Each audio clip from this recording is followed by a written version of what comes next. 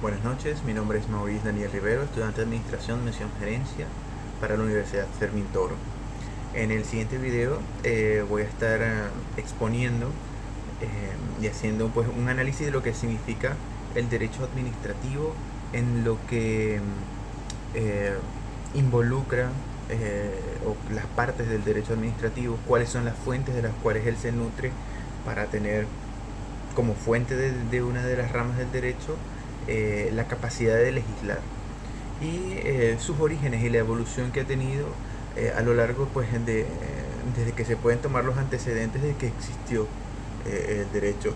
Por unos autores existió de un lado, por otros pues toman en cuenta ciertos puntos de partida, pero empezando por el inicio tomamos como el concepto básico de derecho, textual o no, es que es la rama del derecho que se encarga de las relaciones entre el Estado, entre las entidades públicas y los ciudadanos, y los conflictos y la resolución de los conflictos, los intereses, los convenios, los tratos que puedan tener estas dos partes. Entonces, eh, en base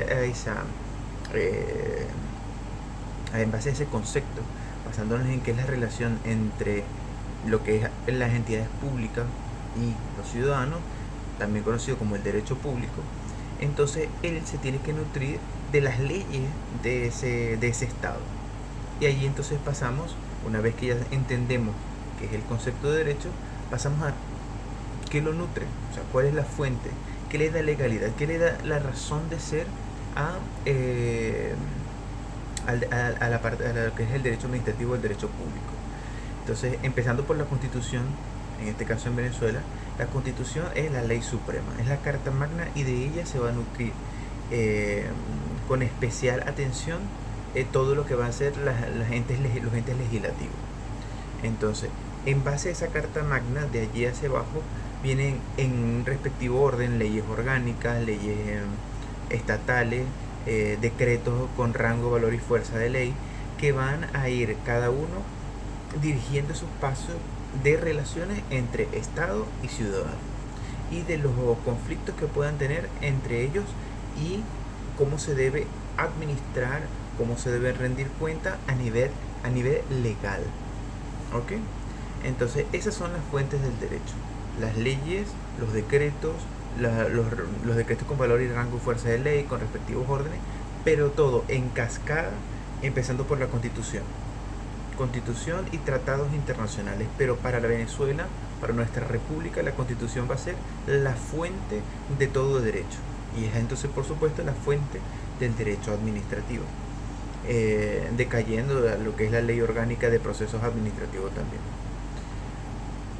Con respecto al origen y a la evolución que ha tenido el derecho administrativo, la mayoría de los autores, pues en diversas bibliografías que pude leer, diversos recursos de la web, hablan de un inicio en la Revolución Francesa. En su mayoría coinciden allí, en que a través, en que se creó pues lo que es el concepto actual del Estado, de que se conoció también después lo que es la relación entre Estado y ciudadano, que es el Código Civil, las normas, cómo comportarse, este, las diferentes leyes y decretos que sacó el consulado, que era el gobernante, el cónsul, y el consulado eran los gobernantes de esa post-revolución, y la Asamblea Nacional de Francia.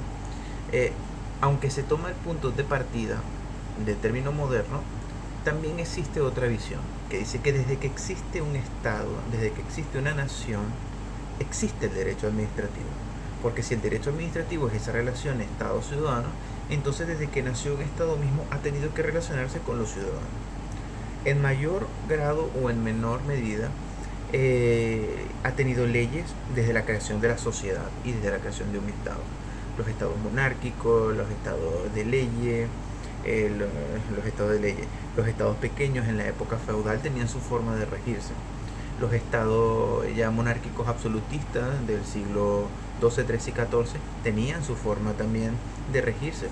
Luis XIV decía: el Estado soy yo. Por lo tanto, él era el derecho administrativo de su reino. O sea, él gobernaba Francia bajo un poder ilimitado, pero entonces en él existía el derecho administrativo. Ha evolucionado. Esa ha sido la evolución.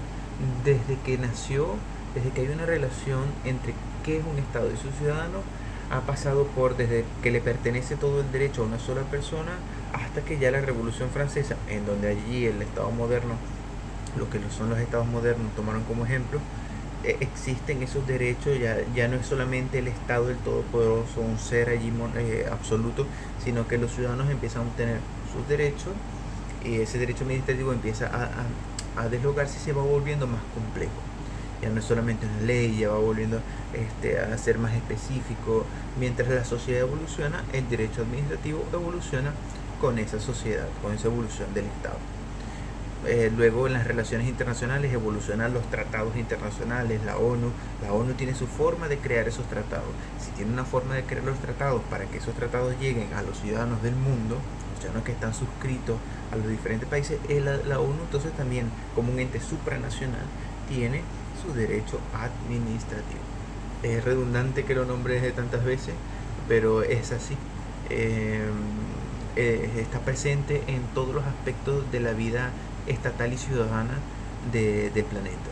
O sea, si no existe el derecho administrativo en un ente moderno, entonces no es un Estado. Se puede decir que es un Estado fallido sin ley. No hay control, no hay nada. Un Estado moderno, un Estado democrático, un Estado no democrático, un Estado sea cual sea, puede ser también con una forma diferente de gobierno, tiene leyes y normas que cumplir y normas como relacionarse entre sus ciudadanos y sus respectivos entes gubernamentales. Bueno, este ha sido mi aporte para la materia de derecho administrativo. Muchísimas gracias.